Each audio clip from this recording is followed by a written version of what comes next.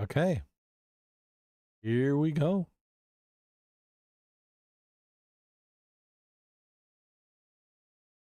Scuba Obsessed, the weekly podcast. We talk about all things scuba diving, from cool new gear, to places to dive, and scuba in the news.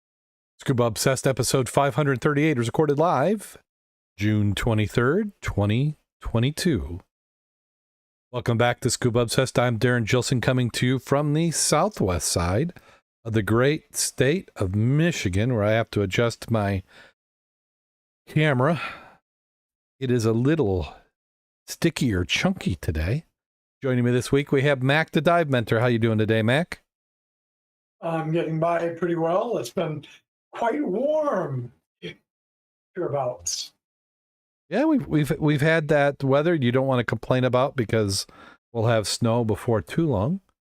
But it has been some beautiful weather, especially this last weekend. It was just absolutely amazing. What is it that we're supposed to do in the weathers this night? I can't remember. Well, it's been breezy, so the lake is kicked up, and you can't get on the lake very much. So You can go boating, but you can't go diving. Yeah, it's no fun trying to bob in and out of a boat when it's going a little crazy. And or being the boat person getting seasick while everybody else is having fun down below. I'm trying to remember. I don't think I sent you the show notes, did I? Here, let me forward those on to you as we get started. I'll just get by with what you got. You'll glean off of mine. I only take a second here, but we do have a common theme with the first few articles this week. A little bit of plastic talk, which I could be a whole podcast just on that. It's in the news. Very, very scary. Very scary. Well, it's an experiment. You know, we're experimenting on ourselves just to try and see what this is like. I find the right screen, which is this one right here. Oh, the show notes are on their way, but this first article, this one is actually nps.gov, National Park Service. It's from October 2017. It says microplastics on national park beaches. That every beach goers probably noticed plastic trash littering their favorite beaches. However remote, new studies found microplastic distribution on national park beaches, indicating that whichever one you visit, there's probably also some amount of plastic that's harder to see mixed in with the sand between your toes. Microplastics are plastic particles or fibers smaller than 5 millimeters in size and come from the breakdown of larger plastic items, or they're made intentionally small for inclusion of cosmetics or hygiene products. Synthetic clothing is a common source of microplastic fibers. Microplastics an emerging concern because they can enter the food webs and from there potentially human stomachs. On top of that, they often harbor concerning compounds which are manufactured, which have been absorbed in the new aquatic environments. Much more research is needed to understand the risks of microplastics more clearly, but the implications of any negative impacts on organisms or ecosystems could be widespread. The new study, founded by NOAA Marine Debris Program, led by National Parks Service and Clemson University, provided a snapshot of microplastic concentrations at 37 beaches and 35 parks throughout the country. Microplastics are found in every beach sampled, nearly all in microfiber form. Certain Pacific Islands and Great Lake beaches had the highest concentrations, while some remote beaches in Alaska had the lowest. West Coast beaches had more moderate microplastic concentrations. So here's just a chart showing this. So mean microplastic per kilogram of sand. 0 to 50 was the lowest range, and 102 to 300 was the highest that they had according to this chart. And I'm really not surprised. You look at one of those. I was going to say, I like the way you said that was. What date is that one from the Alaska stuff? That was 2017. 2017. October. So today, March 25th, 22, the article I'm looking at here is General Health, USA Today. Microplastics been found in the air, water, food, and now your human blood. So you went from particles on the beach in 2017 to particles in your freaking blood. That should scare you. I think that the reason it's in the blood now is because it's been in the blood for a while. I don't think that this is new. I think it's getting worse, but I don't believe it's new. Because I mean, I love my polyester clothing. You know, it wears, it's low wrinkle. You know, for scuba diving undergarments, they're great. But I can tell you, every time I dry a load of laundry, I've got a whole lint full. And if that's a 50-50 blend, that's at least half microplastics in that. And their definition, what was it, 5 millimeters or smaller? They're calling. I was looking as if I could find that out. 5 millimeters. Yeah. Yeah. It says microplastics are plastic particles or fibers smaller than 5 millimeters in size. So a half a centimeter. So almost everything in that filter would be classified as a microplastic. I mean, you could have some long threads. It identifies from that aspect. They were identifying that previous research has found we inhale and ingest enough microplastic pieces of plastic to create a credit card each week. That we This is in so how March of 22. So and now they knew it was in your lungs. Now it's in your blood. So they said we ingest enough for a credit card each week. How are we dispensing that plastic? We're not gonna pass a credit card. In your stool. In your stool. Okay. In your stool. Yeah. I mean, and the thing is, yeah. Well, and even our medical devices. I mean, we talk about it. There's plastic is a great product for when you need it, when you want it. A lot of our problem today is stemming from the lack of reuse for the plastic material. I mean, it's a single use. I mean, it's nice if you have a product that's made of plastic and it's going to last for 80 years. I think that's a good use. But when you have something that's going to be seen once and highly susceptible to being accidental waste, that's not a good thing. The clothing, I think, is the one I have the hardest time with because I see the value, the quality of the clothing, but you know, it's kind of like you have to say, if we're going to do something about it, are we going to give it all up? Would we be willing to give up all synthetic blends? I mean, are people willing to give up their? On what that's going to be doing. Yeah, well, we nylons are nylon. I mean, that's a synthetic material. All your stockings, your windbreakers, most of your coats, Gore-Tex, Kevlar. I mean, these are all plastics. And, you know, we can get excited about it, but we got to understand how pervasive it is in everything. And we have to decide, you know, what's the risk. So we do need some research in this. Some of the things is maybe, you know, we may find that the plastic itself isn't as bad as the stuff that piggybacks with it. You know, what are we impregnating in those plastics? The dye that we're using on the, you know, that food container, you know, that's kind of coming with it. So when you ingest that plastic, like if I have are there going to be certain colors of clothing that are more detrimental than others? I mean, we see these PFAS, you know, the Teflon coating. Sunblocks. Yeah. You know, it's in, you know, the fire suppression foams. I know we're mixing different chemicals here, but you know, these are all things that we have to look at.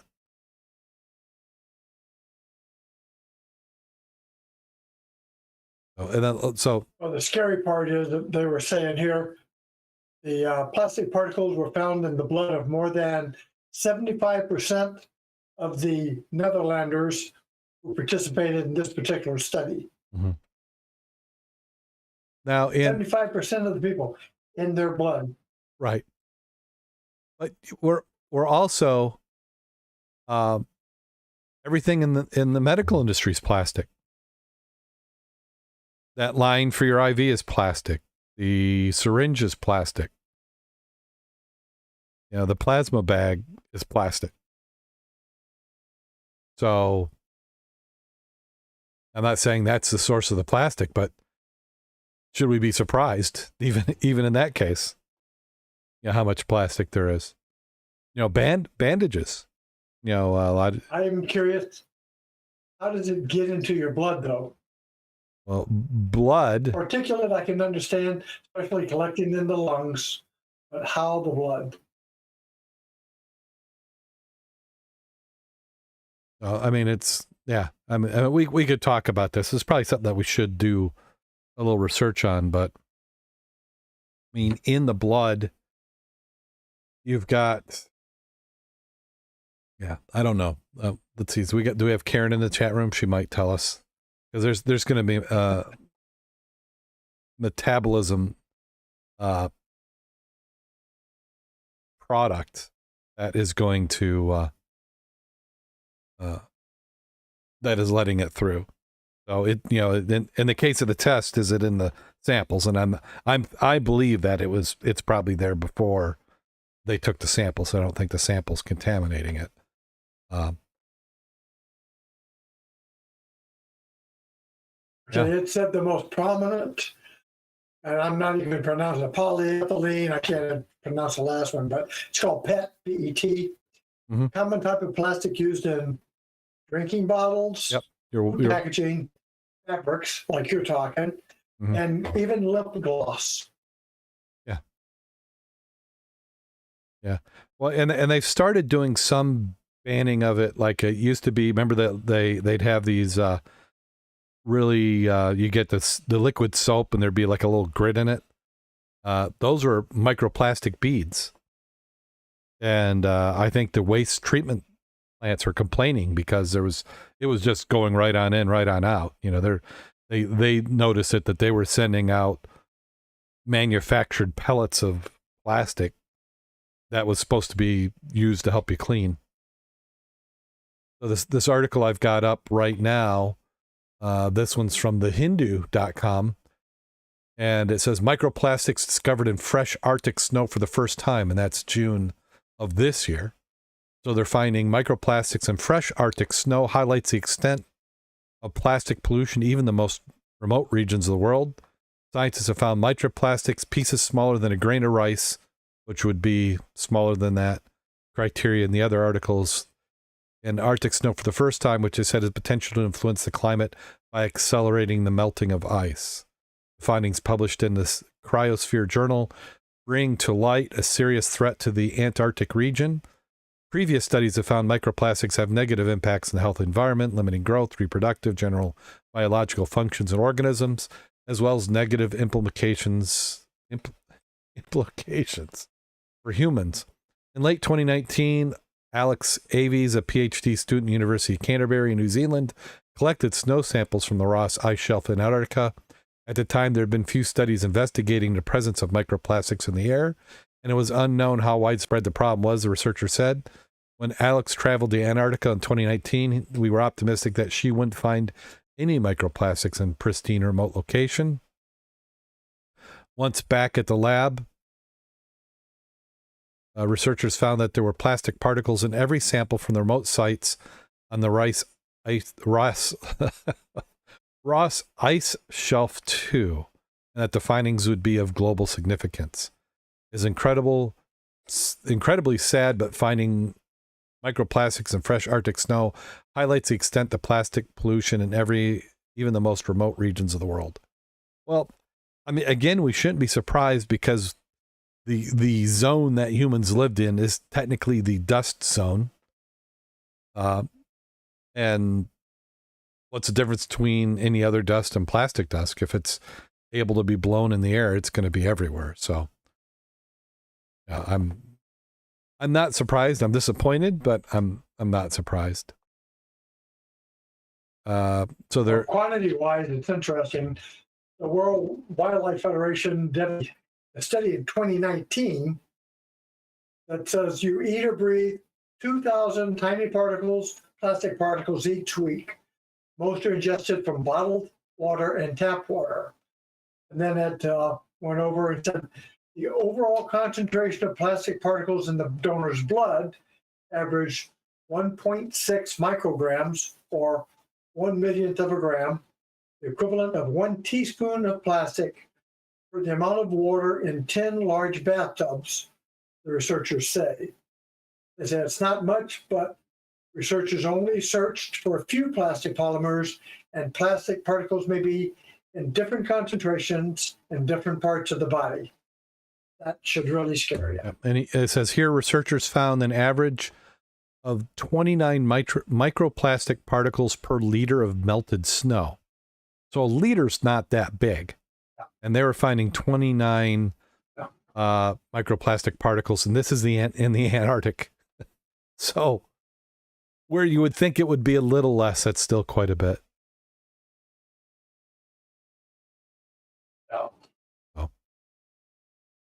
Wow. What was that one song in the old days? Don't breathe the air and some help? Yeah. I'll have to think of that song. Yeah. I kind of like breathing. I would like to continue it. The alternative, it probably isn't that great. So. Well, we could pretty much figure what that is. You don't breathe. Yeah. Well, underwater, we call that drowning. Yeah. So here, on just another positive note, military could keep shipwreck info from public if new amendment passes. This was yesterday. That'd be June 22nd. As members of the House of Representatives debate the details of their latest draft of the National Defense Authorization Act, NDAA, one possible addition came seemingly out of left field. Bullshit.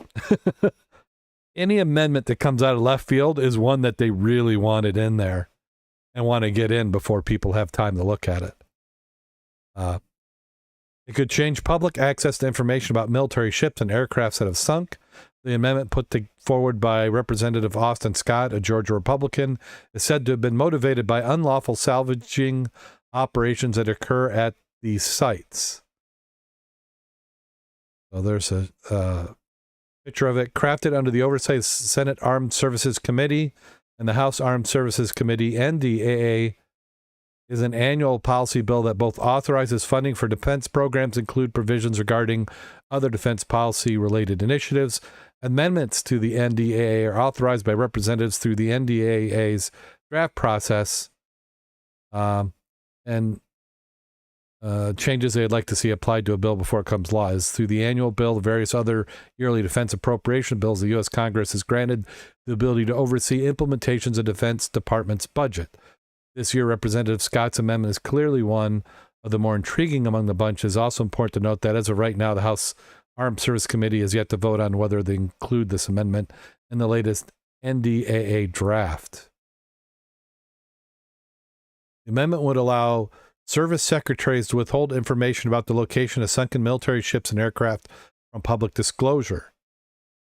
Scrappers are filing Freedom of Information Act requests to get the location of sunken ships in order to remove the steel from its scrap value.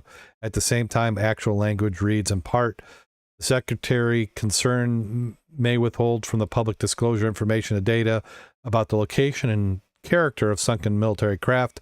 Under the jurisdiction of the secretary, such disclosure would increase the risk of unauthorized disturbance of one or more sunken military craft. They talking war type item, because normally they sell it for the scrap to begin with. So what ships and airplanes are they talking about? Well, if you remember, there were some of the shipwrecks that were there and then they weren't. And that was not in our coastal waters. No, but what they're saying is that they're using people for freedom of information to find out last known coordinates, to go and find them, and then the scrappers are pulling it up because they're looking for the pre-atomic iron because it's a value. Isn't that So they're not capitalism? What's spelling wrong it with out that? in here.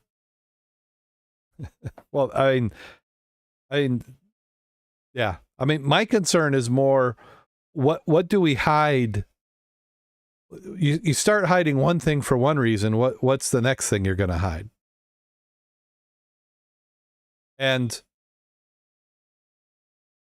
and they didn't spell it out. They didn't. Nobody really cares about this. I'm surprised it got any press coverage.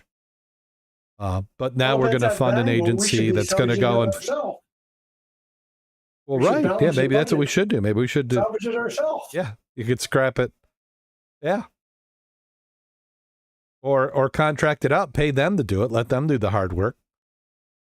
We'll keep the other half of it. If it's economically feasible to make a profit, then why are we not doing it? Especially if we know where they're at. Well, if those vessels were on the surface and we were done with the useful life, we'd scrap them. Or spend a bunch of money to mothball them so we could scrap them later. But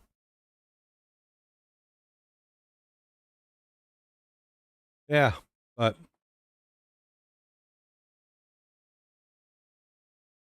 it's about control. We don't want. Yeah, so let's see. There's the section HR 7900. Sometimes I think these get put in at the end. And it's probably they're floating it to see they're floating it to see if there's any interest. Because this one I don't see as being I don't see enough people caring about this for it to be controversial. I don't see why you'd have to try and sneak it in, because I don't really think somebody's going to try and prevent it from happening. But how about, does this keep them from reporting the aliens? So somebody might want to scrap that alien spacecraft. We can't let that happen, so we're going to hide that.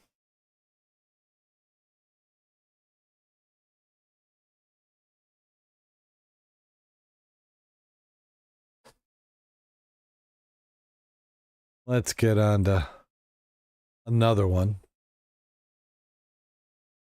I like it how we have these pristine wrecks. I think that you'll find. TheDailyMail.com.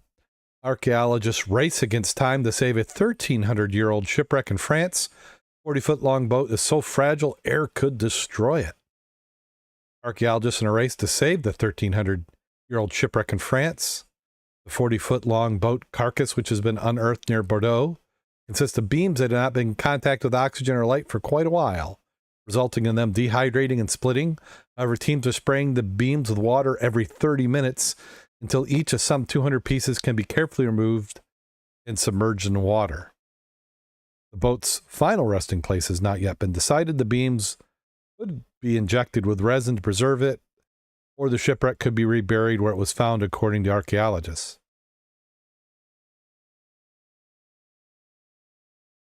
Look at that photo. Isn't that an interesting photo there?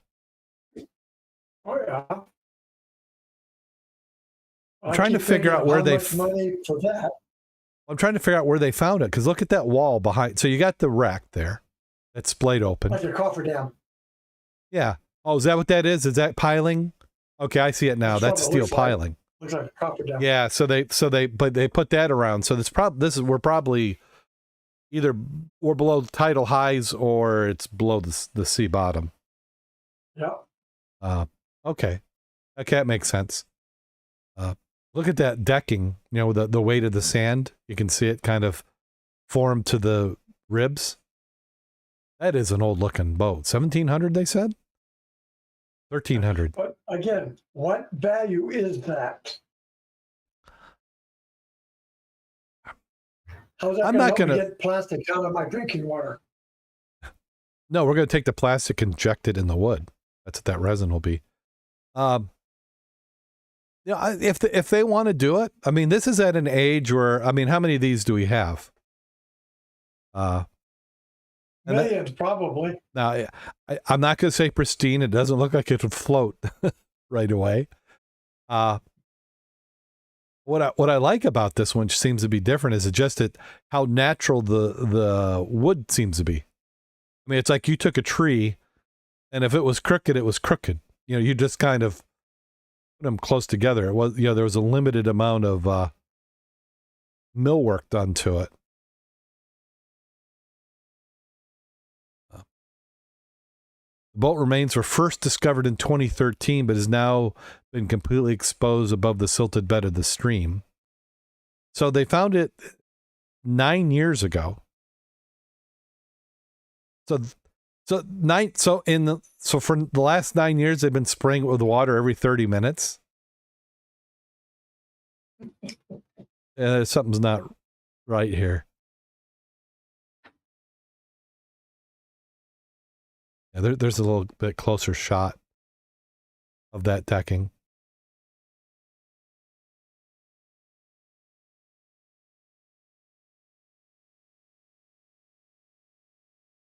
A lot of effort, and I'm just curious, how that's really going to help me out down the road. It's not, but hey, if they fund it, I mean, if you don't want to pay for it and they don't charge you, then that's one thing. So this is France. Their economy must be going really good right now.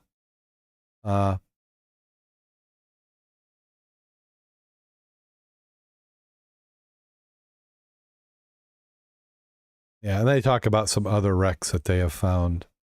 Oh, these photos are nice. You see, are these all the same? It says 7 in the gallery. I can't tell if they're...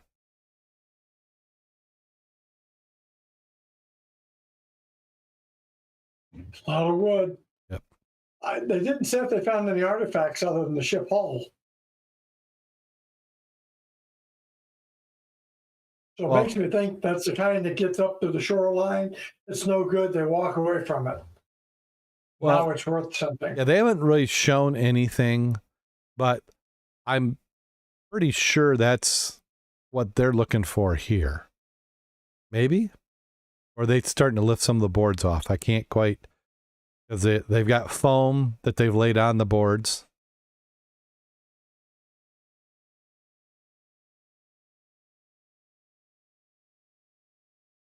There's 3 of them. I wonder if it's significant that they're all there, because they could fit 3 in, or are they doing an activity that takes 3?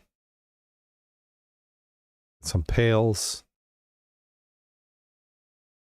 My guess is that they're picking through something. That's what the buckets are for. Well, I can't imagine they're going to find much on the bottom of the hull. All the good stuff would have washed away or got taken off. It looks like the type you abandon, like we do here in the river, right. Pull it to the shore, get everything off you want, and then it goes to hell in the handbasket. Yeah. That's what you got right there. I mean, they didn't walk away from something that was worthwhile. Well, what they're doing here is they're going to try take it back, preserve it, and then it's going to be display roughly like that. So it's going to be a big museum piece. Try and use it as a draw. It wasn't that large of a vessel. Did you say 20-some feet, 30 feet maybe? Did they say? I thought they said 40. 40? I thought they said 40 feet, wasn't it? Yeah, that angle makes it look a little bit bigger there. I do like that wood, though. Is it wrong that I'm thinking that would make a table? That's what I was thinking. I was like, is it wrong to think that would make a good table? Hey, it's got a lot of character to it. Yeah, beams of your barn. Yeah, some nice peg construction there. Yeah, good.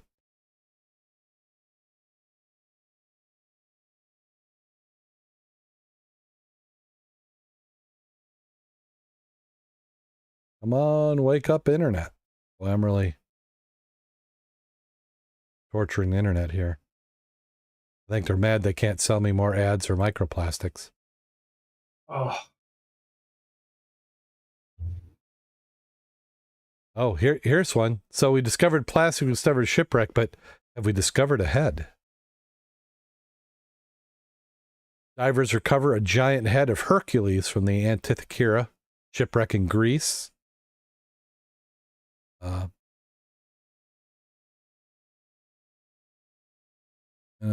So this is the wreck where they had the Antiochia mechanism But they said it's not the only treasure salvaged from the wreck.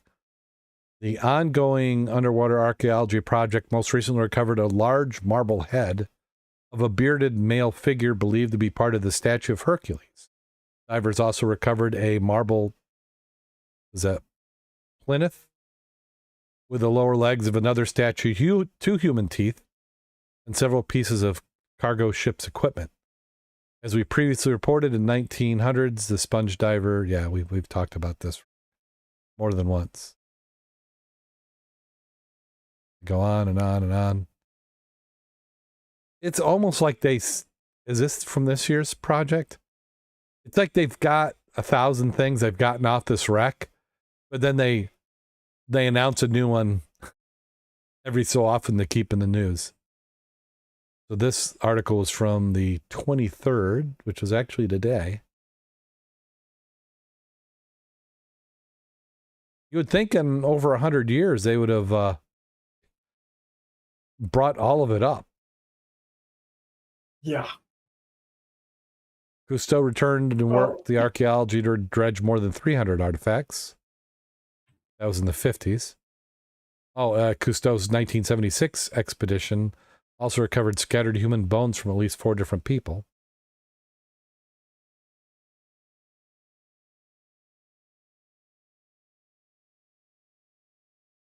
Oh, this is what I was thinking of. It said in 2012, Greek government group from Sweden got permission to do some more research, and they found a second shipwreck a few hundred meters south of the Antithakira wreck. A lot of times... How deep was that? Oh.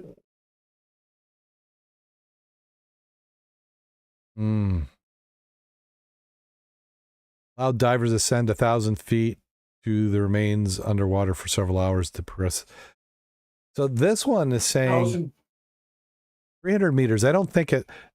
Originally, I know it was fairly deep because it was a sponge diver that found it. I want to say it was over 100 feet originally. Oh, But you said 300 meters. Well, right here it says Foley's team on the wreck was left alone again for nearly 40 years until Woods Hole marine archaeologist named Brendan Foley, now at Lund University, got permission from the Greek government in 2012 to undertake a complete dive survey of the wreckage site. As a bonus, they found a second shipwreck just a few hundred meters south of the Antithakira wreck. Foley's team used mixed gas closed-circuit rebreather technology for their survey, which gave divers over half an hour of time underwater each day, much longer than prior expeditions. Furthermore, the exosuit... Oh, see, they're talking about the suit, not the wreck. We're going to have to actually do a search on for the wreck. So let's go bring up the great big book of everything and find out how deep is this wreck. My guess, I'm going to say 110 feet. They could get one diver a day. That doesn't sound logical. Unless you got one diver. Depth of 42 to 52 meters, 137 feet to 171 feet. A little deeper than what I said, but I knew it was over 100. So, because sponge divers had found it. In the old, in the 1900s, what would a salvage diver in a hard hat be doing? In a mark, would he have been diving that deep frequently, or would that have been? Yes. Okay. Yep. No, you can do it that easy. Okay. Yep. 180 feet's another article talking about it. So, and then here, if I go pull up some photos, this is just from a Google search. All photos are respective copyright of the original, but there's just some showing.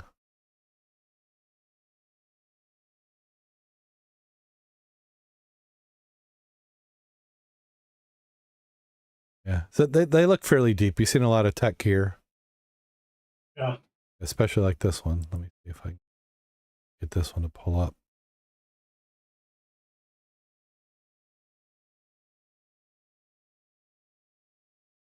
Like the clarity. Visibility looks good. Yeah. Yeah, this is a picture from 2016. We're seeing there. You're seeing a lot of it says some doubles, some rebreathers, a lot of side mount spare air rigs. So that's always interesting. That's good. I mean, that's why they do it. They've been dribbling out the articles. They know it's going to get us. We're going to talk about it.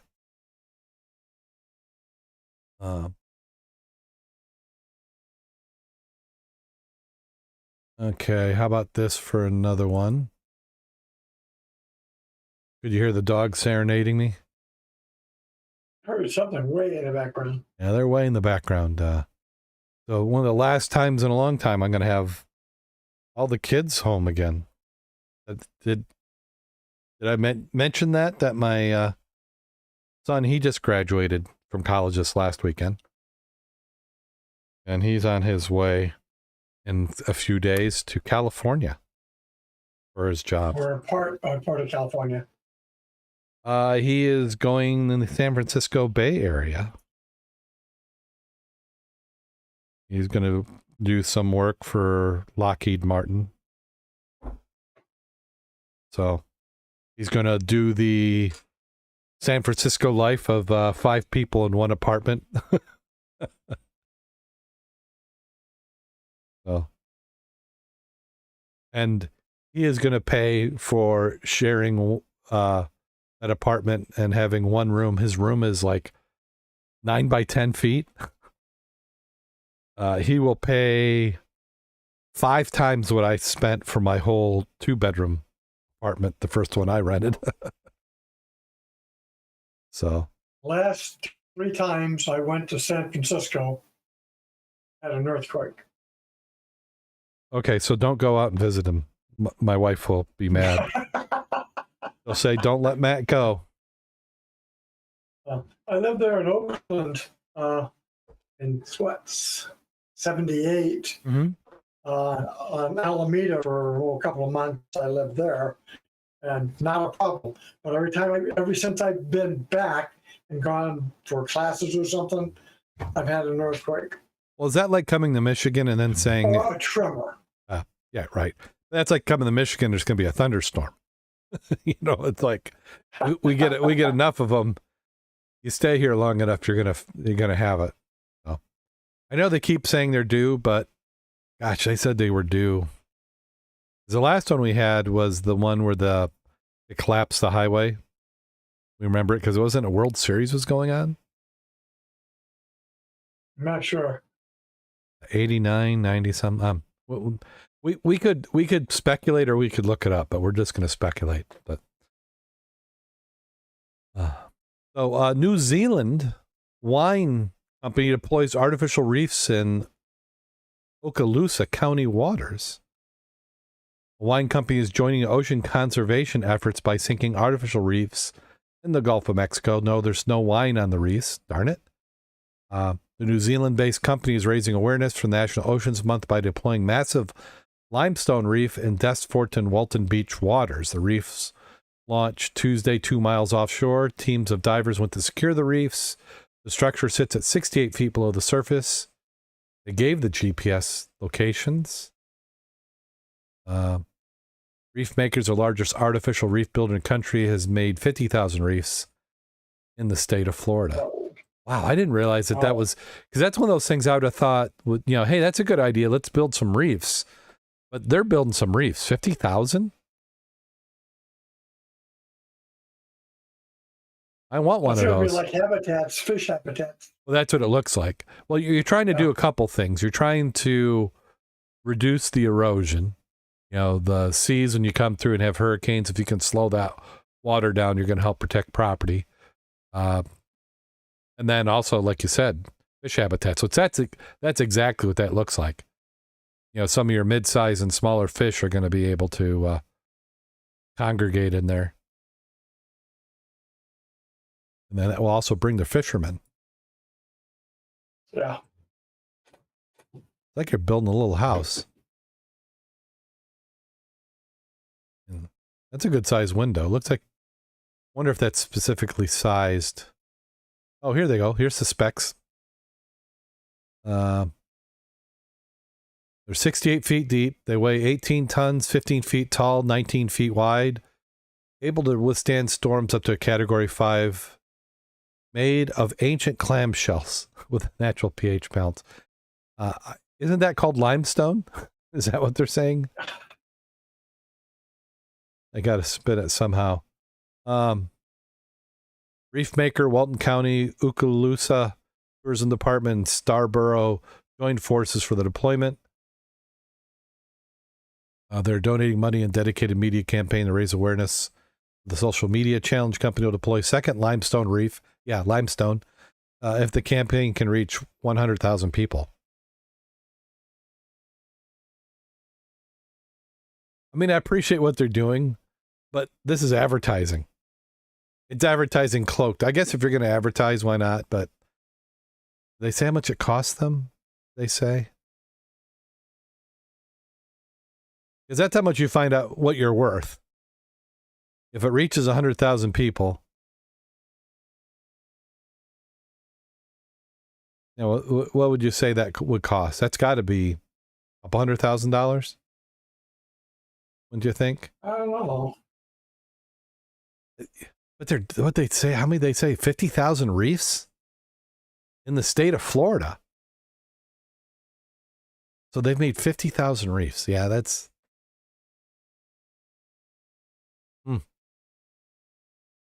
Okay. Well, there you go.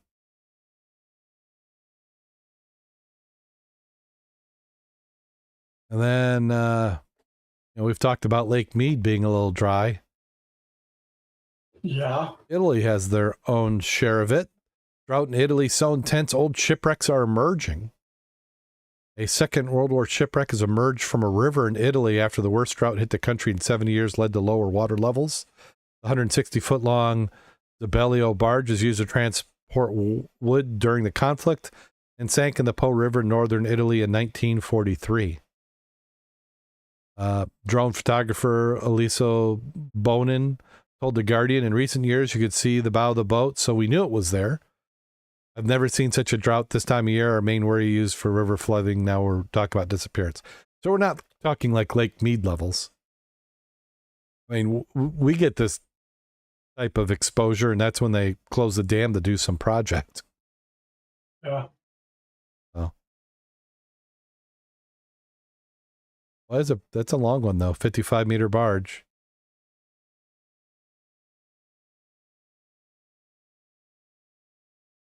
Water sure went down, didn't it? Yeah. Yeah, because you kind of can almost see the shoreline. So everything that's kind of white there was probably submerged, which would have just left the bow and a little bit of that.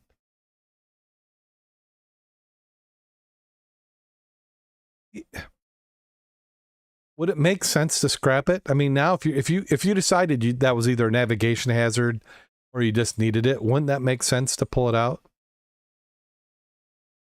That'd be expensive.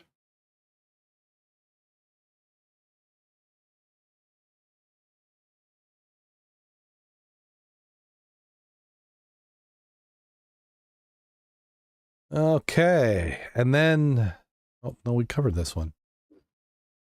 I think that's it. I think we've done it. Woo-hoo. Yay. A little bit of a slug. Have you been following Bob's travels Yeah, I did. out west? Now, was he in Yellowstone when it flooded? Or was that? Yes. They just got out, and when they left, they had blockaded people coming in. Mm-hmm. Then I saw the drone shots later, and many of the roads they drove getting out are no longer there. Yeah. Well, my son had originally made plans when he was going to California. He was going to swing up there and stop in. So that was going to be next week. So he's still debating. I saw that they opened 3 gates to Yellowstone today. But some of that's going to be decades to be repaired if they even do, because they're now that some of the roads have washed away, there's fights over whether they should come back or not. Some of them were put there along the riverbanks just because it was a convenient spot to put the roads in, and they're saying that's not where it should have been.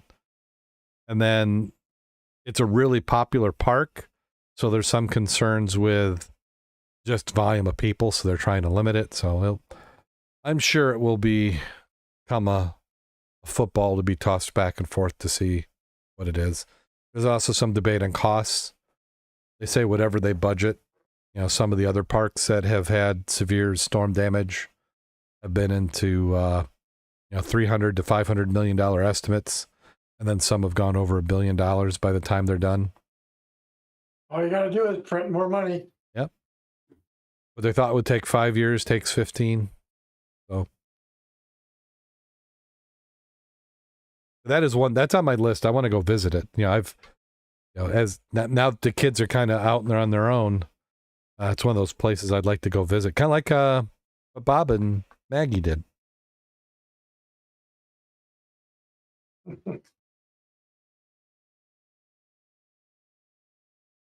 Well, anybody got any diving in? Last week, I apologize for not having the show. Work was kicking my butt. I had 3 projects all due on Friday, and if I wasn't sleeping, I was working, and I just had run out of time. Now, the last week's dive on Tuesday was canceled, same as SAS, due to the temperatures. We figured a lot of the people, as they got older, would be trying to struggle into, some people still dry suits. 100-degree weather was not the place to be doing it. So we did not. And then this Tuesday, we had the club meeting. So I was hoping the river would be good because I was going to sponsor the next one next Tuesday down in the Niles, but it's pretty fast again and still dark. So I'm not quite sure where we're going to be. I'd like to do the piers, but now you got to pay to get in. And so unless you got a truck, we put gear in and everybody haul in the back, get in the back of it. That can get expensive going to either Tiscornia or Silver Beach. Oh, yeah. Oh, this time of year. It's a little nuts. Well, it might be easier just to buy a pass to the golf course and just float in the river there. As I went to the BJ tournament and I was looking at some of the creeks, I'm like, I wonder what's there. The Niles, not Niles Chemical, the Modern Plastics plant, which is if it's not an EPA site, it's got to be pretty close to it. Is borders right there at that golf course. Boy, the plastic theme just keeps coming. And I do a little work for them now in their intake system. Oh, Niles, the Modern Plastics? No, the golf course. Oh, the golf course. And I've taken care of their intakes. Okay. And their plumbing system. Yeah. When we had the flood there last year, Ken and I put in some check valves because they were flooding areas of the course they didn't want flooded. And the backflows was feeding back up. So we needed check valves to stop the flow from going back up once it was pumped out. And what those were is when the wind comes a certain direction, it raises the level of water in the river. So if that river level raises a couple feet, then that was all going in the golf course. And the reason we don't have that trouble down by Whirlpool now, Main Street, is because they made that permanent pump placement on the right-hand side of the bridge that keeps that dry as opposed to letting that current backflow into the piping. Yeah. Otherwise, have you heard anything more on the first roundabout? You'd be going through water again. Oh yeah, that was happening. I mean, that just seemed a little short-sighted. But I mean, we were dealing with that public utility, which doesn't have a lot of funds.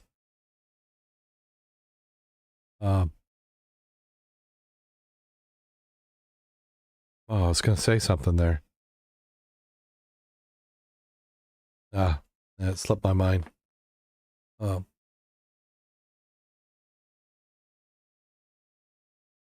so Lake Michigan's kind of been out the last few weeks. Kevin did some really nice exploration work. I had given him some numbers a ways back, and he and Amy went back out looking for, they're still searching for new wrecks. So he was able to convert some of the numbers, did some searching, and they relocated the Wheeler. Oh, yeah. I remember we talked about it. Yeah. Yep. And it's only in 20 feet of waterish, but she's 196 feet long, all intact. The keel is probably the most massive you've ever seen. And it'll be a good dive. So you could go to Michigan City, do the Muskegon, go over to the breakwater, and now go to the Wheeler. Yeah. Well, so you could get definitely 2-tank dive out there now. Yeah, I remember when, and it's been a few years ago when we talked about this, when we were out, Jim Kleeman, myself, we might have brought 2 boats. It might have also been Bob and Kurt. And the Indiana DNR stopped us. And, once they figured out that we weren't destroying things and terrorizing people, then they were chatty. And they let it slip like, oh, have you guys been on the Wheeler? We're like, no, do you know where it is? And then they're like, oh, crap. We're not telling them where it is. So. Well, I haven't dove it since the 70s or early 80s. It's been that long. But it does get covered up in sand. But right now, it is looking good. Excellent. Well, now, that's a wooden hull? Yeah. Or is that steel? Okay. It's one of those, generally when they run aground, it's like 20 footish. Yeah. Or so. And it got captured in the ice, and people went out on the ice and took the superstructure and stuff down for firewood. Oh. I guess, yeah.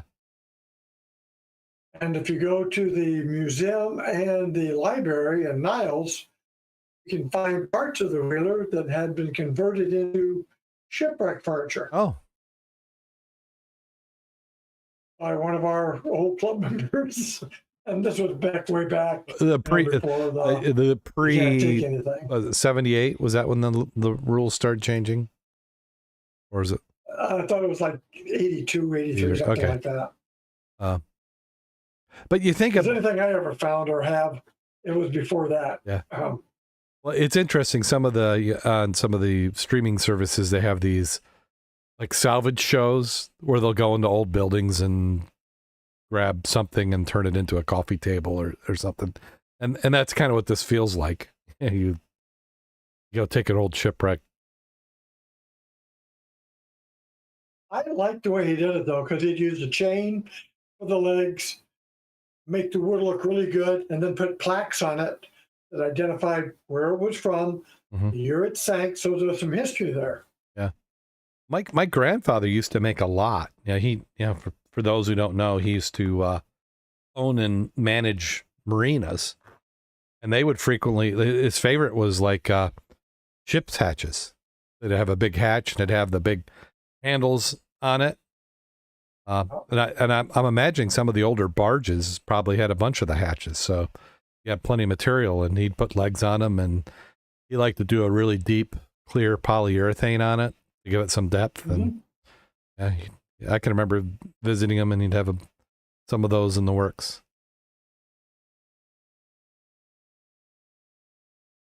So any dive plans? You'd mentioned that this next week. So the club's been doing Tuesday dives when they can? Yep. Like I said, other than that last week or week before last, when it was too hot. Yeah. And I so like I said, it'll be Tuesday night, 6 o'clock. I'd like to get into the river because that would be nice. Yeah. I know that there was a preserve meeting. They're having some challenges finding a central spot for the preserve to meet and talk. I couldn't make it because of work, but they found the place had some problems getting a hold of the room that they're going to be in. They had reserved it. And then another group had kind of poached it. And then they lost power because they had a really bad storm come through. So, we've had some interesting weather for the last 2 weeks. We've had a few times where I've looked out the window and everything's kind of yellow looking.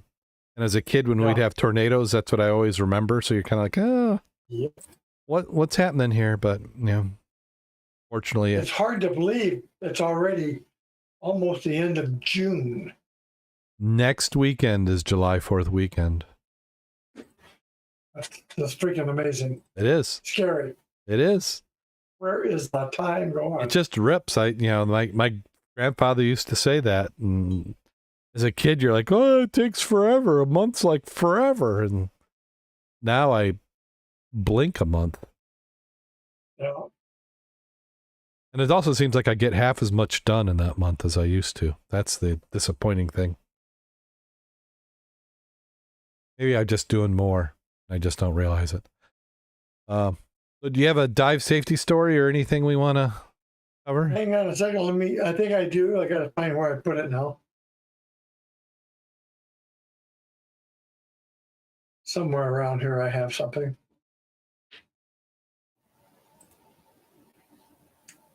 So did I find it? I've made myself. I'll bring it over. I've made myself small, and you're big now. Oh. On a background of Karen's pens. Yeah. The only items I did, I was doing some research a little bit. Key item, it was talking about items you should be aware of and consider as both a diver or a boat owner who's taking divers out. Number one for dive flags, it said, when diving, fly the flag, ensure the flags are stiff and in recognizable condition. Some people, I don't mention any names, their flags are a little bit lacking in definition. Since mine was faded, we have replaced it. Now, my dives per needing to replace it have gone down the last couple of years. So it seems like I get a couple dives in and then I've got to replace them already. The other aspect they talked about with the diver down flag, that explicitly signals that the divers are in the water and should be flown from the vessel or buoy in the water where the divers are at. If the divers are not in the water, you should be flying the alpha flag because you're normally anchored, and the alpha flag indicates your mobility is restricted, usually because you're anchored, and the people should yield the right of way to you.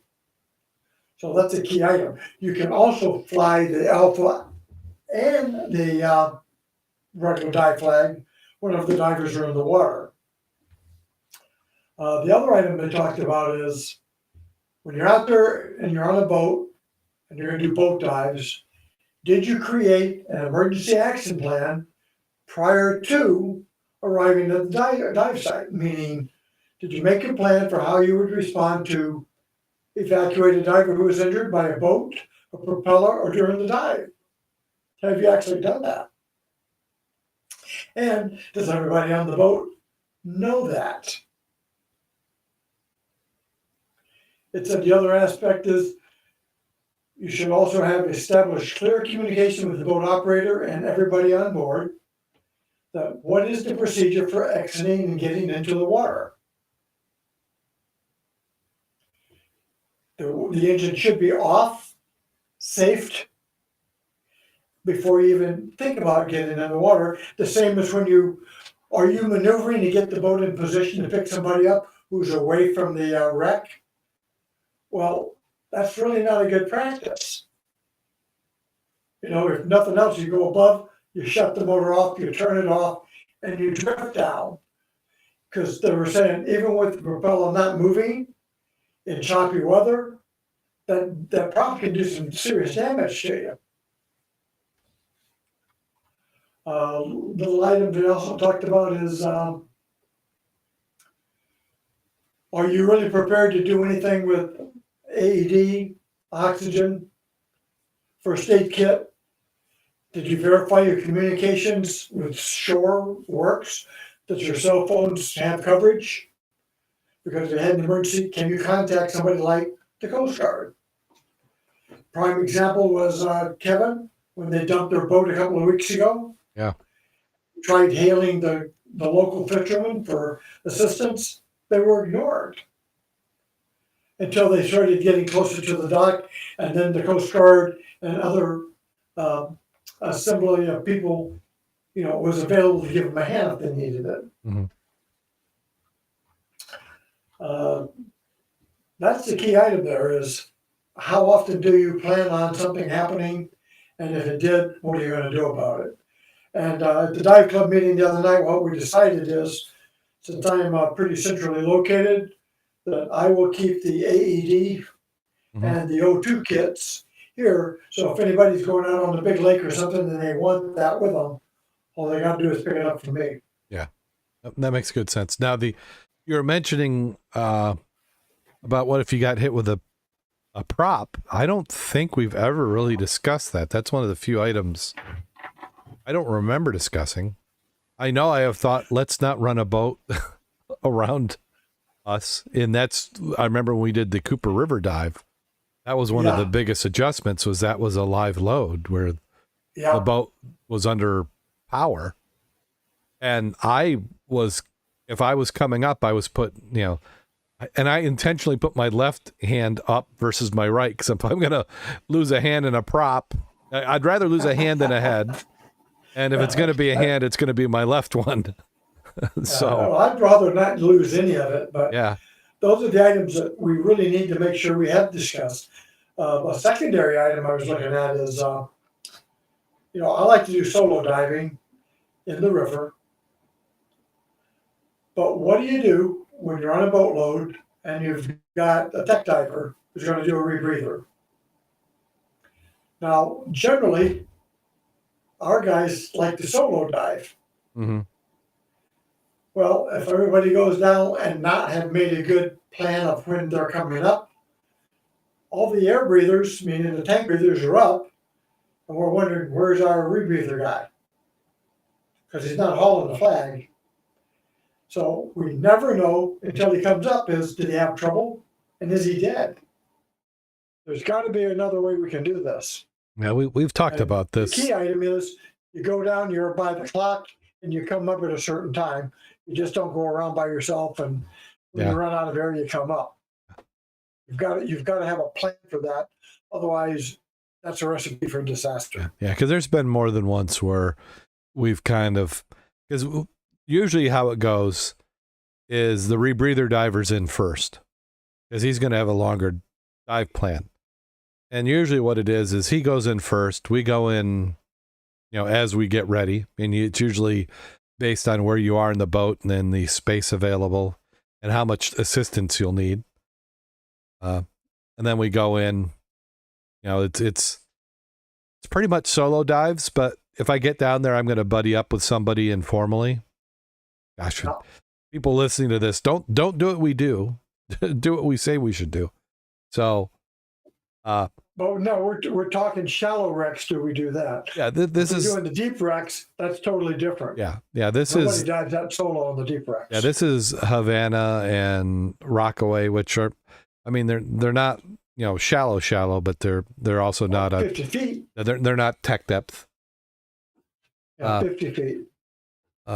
But yeah, so then we'll go in, and then like if you're gonna do it, you're gonna do rebreather diver first, dry suit divers, then wetsuit divers, and then you reverse it coming out.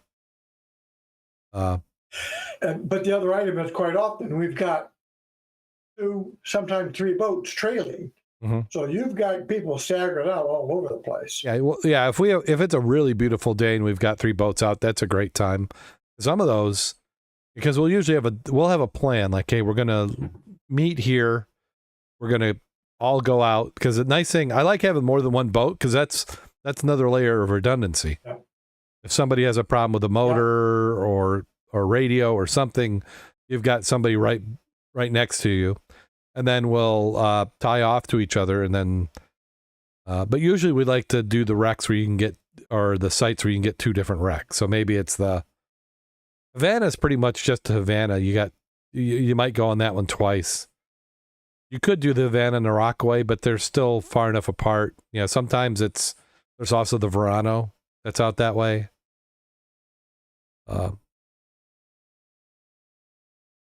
That's why I like the Muskegon, because you got the Muskegon, it's shallow. You still got the engine, the boiler, the prop. Mm-hmm. And then when you finish, you go to the breakwater. Yep. Well, and then I like that. And then even some of the deeper wrecks, when we go out to the Ann Arbor 5, we've got the barge and crane right there in line. So you can do the deeper wreck, the Ann Arbor 5 first, and then on your way in, about halfway in, you'll get the barge and crane, and you can dive on that. Both of those are technical-ish. They can be recreational, they can be technical, depending on how you're going to dive them. Right. And if your job is you just want to go down and get a photo up on the props, that's an easy one, because you're going down to 120, hop over the side, get your photo, come back up to 120, and make your way topside. I think some of the best visibility I've had in Lake Michigan has been on the Ann Arbor 5. So, yeah, but those are some good safety tips. Yeah, the recall device, we still need to figure that one out. We talked about that. We've got to do something on that. I do know that every time we go out on the big wreck, on the big lake, everybody does take their bag, so they can only float the bag if they're off the wreck or something. Yeah, we can find them easy. Maybe we just need to do a test. Maybe I rig up some sort of device that we can have set up with some pre-recorded messages, and we drop it in the water and just see how people can hear it. Yeah. Well, the old used to be is rev up the engine. Well, I never could hear the damn thing. No. And like when we were with in the Cooper River, remember when they had to try and recall everybody? Yeah. I think that was about 80% effective. I did hear it once when I was down there, but then there were other times I didn't. I just happened to come up. Let's see what else. Well, I think we've about done it for this week.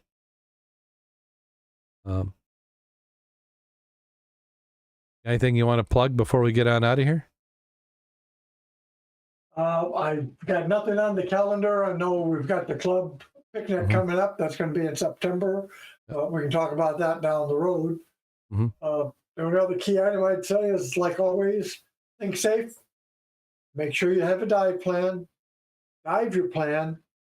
And a lot of things people don't do is do an after dive review. Back in the old days, we'd go out and have soup and coffee after our dives and say, and said, what did you learn this time? Or what did you do good? What did you didn't do as good as you should have done? And it's good talking back, back and forth, because even as experienced as we were, we'd always say, well, I did this, I learned that, or I reinforced something. Yep. It's a good thing to do. Yeah. Yep. Always good. So, well, are you ready? Yes, I am ready. I'm sitting down. Okay. Two guys are walking through the woods one day when they stumble across a big hole. First guy peers in and says, wow, look, that's deep. The second guy says, it sure does. Let's throw a few pebbles in there and see how deep it is. We'll be able to tell the depth by how long it is before we hear the sound of the noises of the pebbles landing. So they pick up a few pebbles and throw them in. Nothing. There's no noise. First guy says, geez, that's really deep. I know, there's one of those great big rocks down there. That should make a noise. So they pick up a couple football-sized rocks and toss them in the hole and wait and wait. Again, nothing. They look at each other in amazement. Then the first guy gets a determined look at his face and says, hey, over there in the weeds, that's a railroad tie. Help me carry it over. We'll toss the sucker in. It's got to make some noise. So the two of them drag the heavy tie over the hole and they heave it in. Once again, not a sound comes from the hole. Suddenly, out of the nearby woods, a goat appears, running like the wind. It rushes towards the two men, right past them, running as fast as its little legs will carry him. Suddenly, it leaps into the air and right into the hole. The two men are astonished with what they've seen, and they look at each other in amazement. Then out of the wood comes a farmer who spots the men and ambles over. He asks, "Hey, you two guys see my goat out here?" First guy says, "You bet we did. Craziest thing I ever saw. It came running like crazy and it jumped right into this hole and disappeared." "Nah," said the farmer. "That couldn't have been my goat. He was chained to a railroad tie." Okay, that was good. That's good.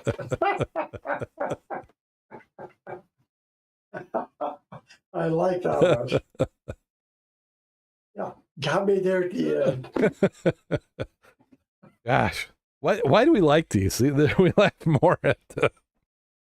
It's got to have a little bit of a dark bent to it. So. Okay. On that note, go out there and get wet. Stay safe.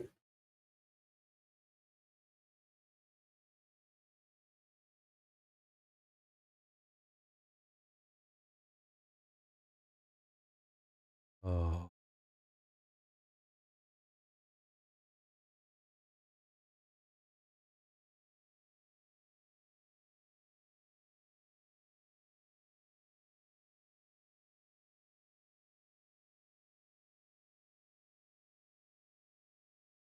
That does it for the stream.